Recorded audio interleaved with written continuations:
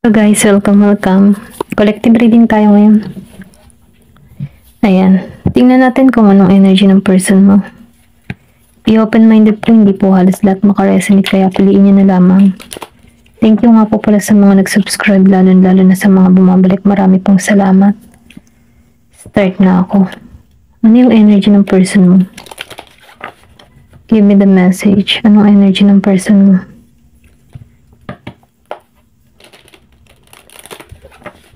Give me the message. Ano yung energy ng person mo?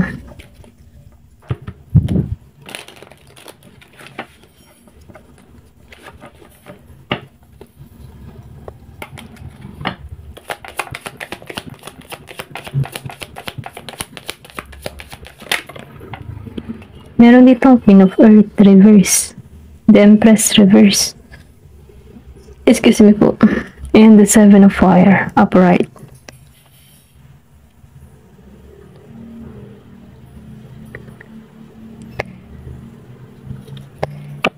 Give me the message. Ten of Earth reverse. The Hermit reverse. Meron di ka person dito na Virgo, Capricorn, Taurus, Aries, Leo, Sagittarius. More earth sign and fire sign nakikita ko.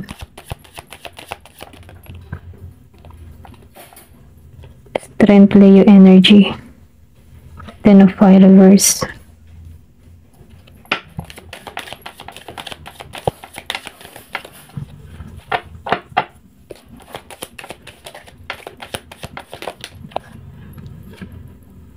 Water reverse. Gemini, Aquarius, and Libra. Ten of Water.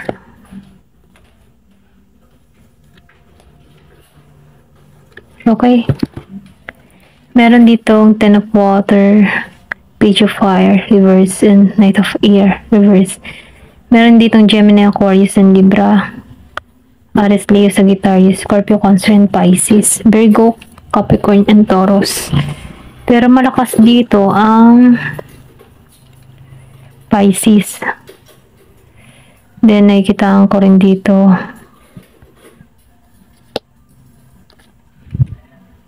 malakas yung Virgo, Capricorn, Sagittarius, Leo.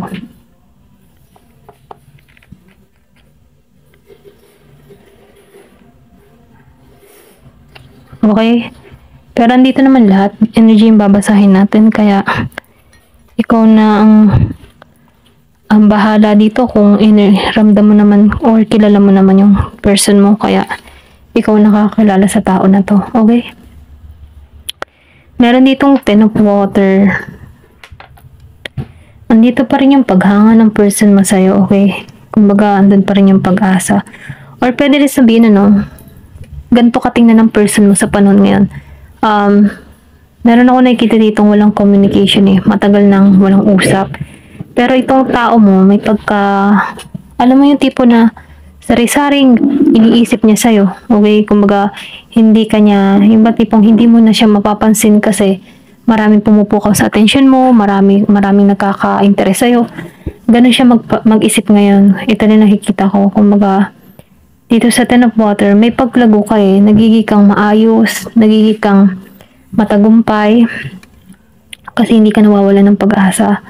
Kumbaga, merong mga humahanga sa'yo dito, maraming paghanga. And then, nakikita ko rin dito yung happiness na nangyayari sa'yo. Ganun katingnan ng person mo, Parang meron siyang inggit na nararamdaman sa'yo kasi matagumpay ka dito sa Ten of Water. Then, sinabayan pa ng Page of Fire reverse and Knight of Air. Ganito kanya tingnan, okay?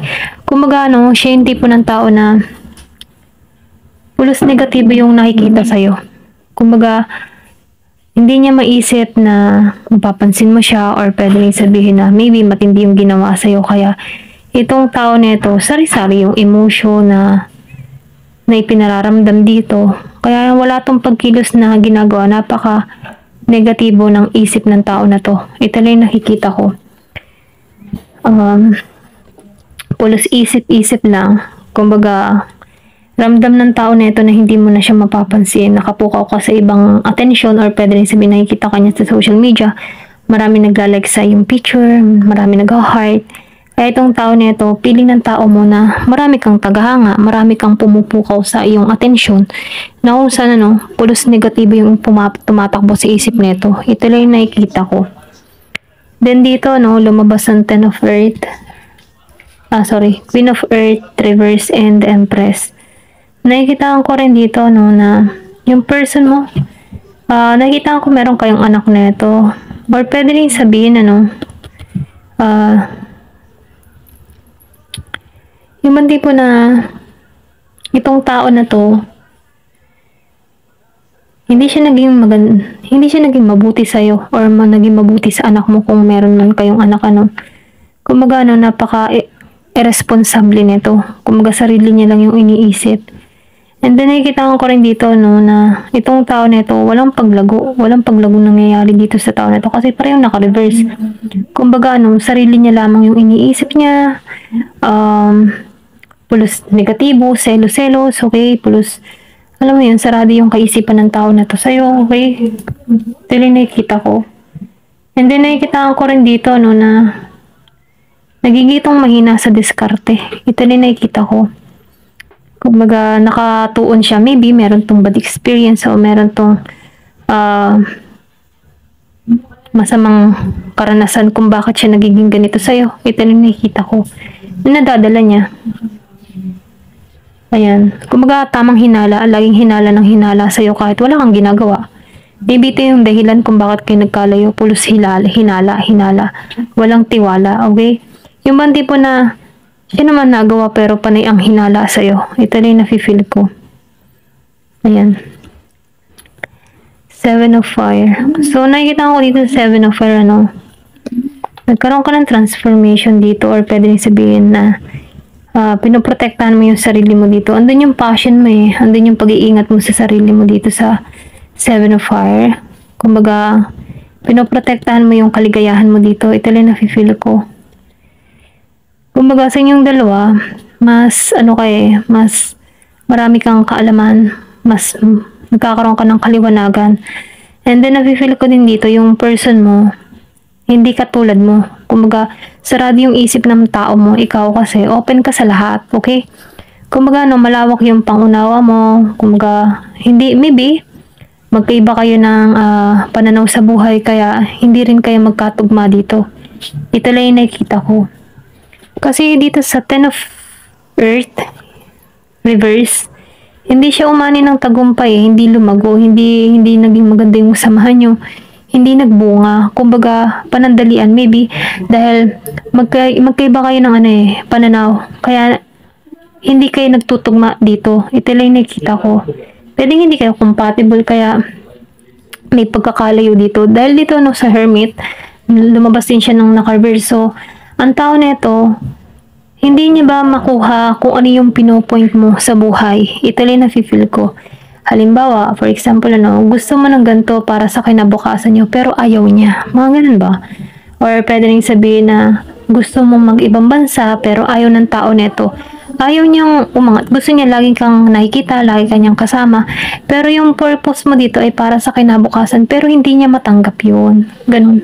Ito lang nafe-feel ko. Sarado yung isip niya. Maybe may takot siya, takot siyang mawala ka, or pwede rin sabihin may takot siyang nararamdaman. Kaya nagkalayo kayo dito kasi nafe-feel ko dito yung napuno ka or pwedeng sabihin na nagsawa ka na, okay? Meron pagkasawa or pwedeng sabihin na meron din nahuli ka, okay? Kumbaga tamang hinala tong tao na to sa'yo pero siya naman yung gumagawa. Kumbaga takot sa sariling multo. Ito lang nakikita ko dito sa Knight of Ear. So nakikita ko dito takot siya sa sariling gawa. Gawang-gawa siya sa'yo, pero na-receive niya. Okay? Nafe-feel ko dito, kinat mo to So, itong tao na ito, alam niya yung tapang mo, alam niya yung katatagan mo ngayon Ramdam ng person mo dito na hindi kanya na kayang kontrolin dito. Kasi nakikita ko dito, nakalabas siya ng lahat ng naka-reverse. So, nafe-feel ko dito, nabawi mo yung sarili mo dito, pwede rin sabihin, pinakawalan mo na to. Dito sa Seven of Water. Kumbaga, nag-ano ka na dito, nag-give up ka na, or nag-moving on ka na dito. Ito lang yung nafe-feel ko. Kasi nararamdaman ko dito, napagod ka na dito. Ayaw mo na ng ang bigat na responsibilidad para sa tao na to. Kumbaga, itong tao na ito, yung nagtulak sa'yo kung bakit ka nagiging Seven of Fire. Kumbaga, masyado kang grounded dito. Pinoprotektahan mo yung sarili mo. Nagkaroon, kumbaga, dun dumating yung pag-alab mo ng pagbabago para sa sarili mo. Okay? And then, nakikita ko rin dito, na itong tao mo, maano siya, wala siyang lakas. Wala siyang lakas ng loob para humarap sa'yo. Wala siyang tapang, okay, dito sa strength. And then, nakikita ko rin dito, sa inyong dalawa ngayon, mas may paglagong nagaganap sa'yo.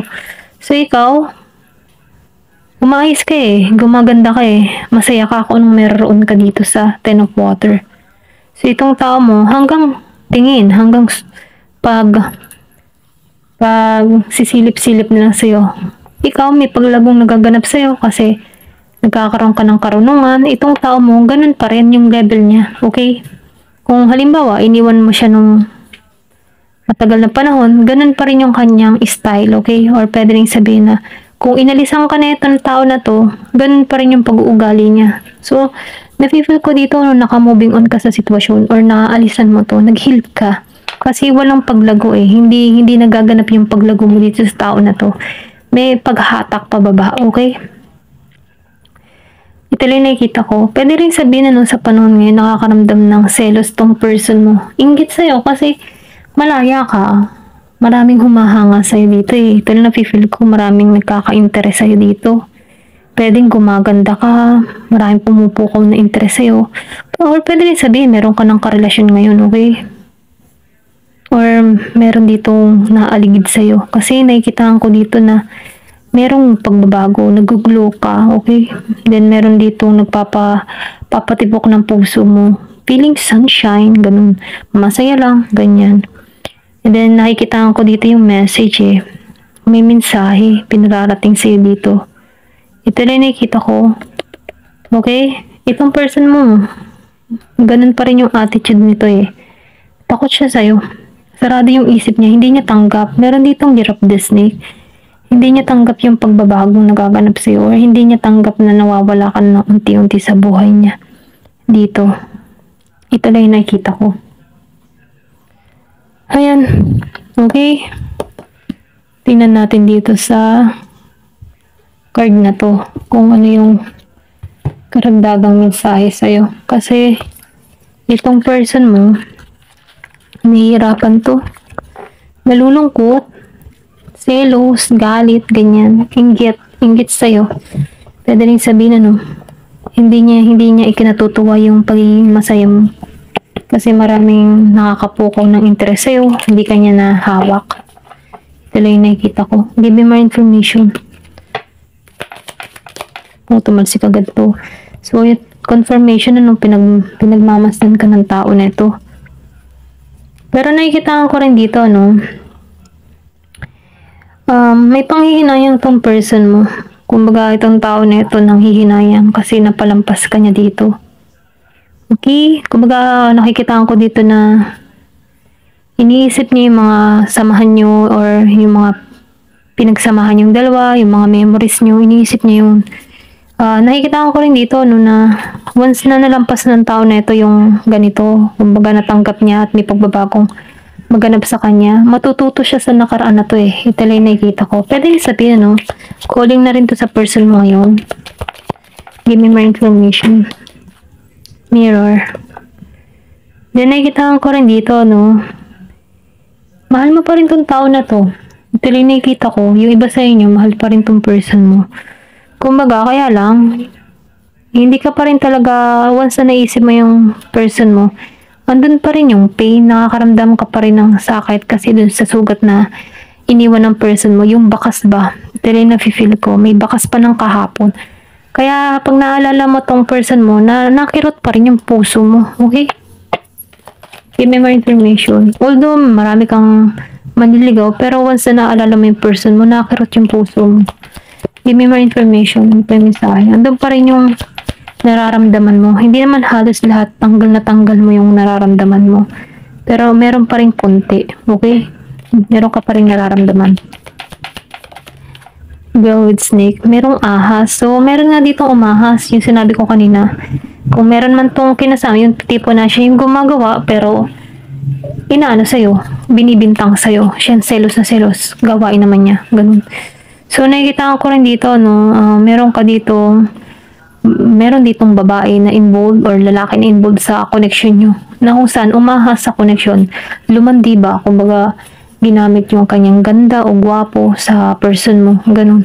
Inakit, may pangaakit na ginawa. Kumbaga, kasi yung person mo nagpatangay din dito eh. Naging mahina sa tukso. Ganun. Ayan. Pero heartbroken. So, nakikita ko dito yung sobrang sakit na naramdaman mo sa tao na to. Sobra ding sakit yung hiwalay na naganap dito. Ito rin nakikita ko. Feeling mo nagluksa ka, nawala ka, or pwede rin sabihin, sobrang sakit. Ganun.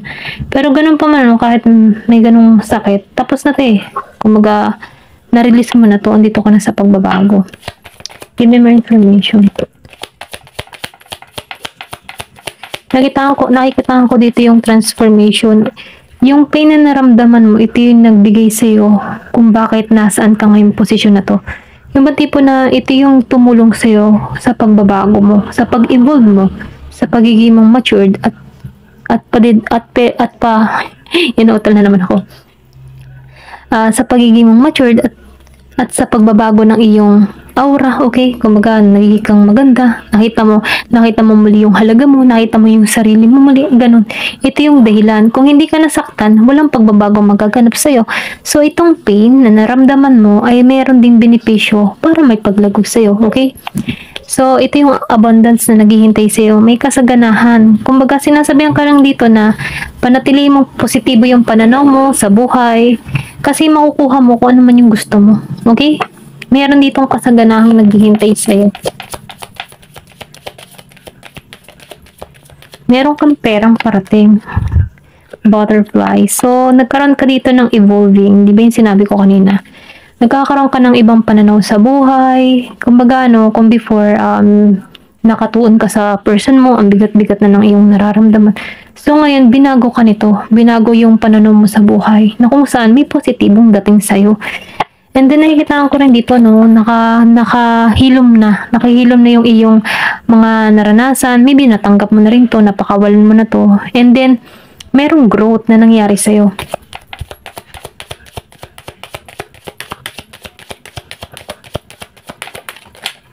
Ayan. So, Arrow Cupid. Nafe-feel ko dito, na meron ka dito bagong darating sa buhay mo. Kasi kung makikita mo, meron dito nagkaka-interest sa'yo. Romantiko to, parating sa'yo.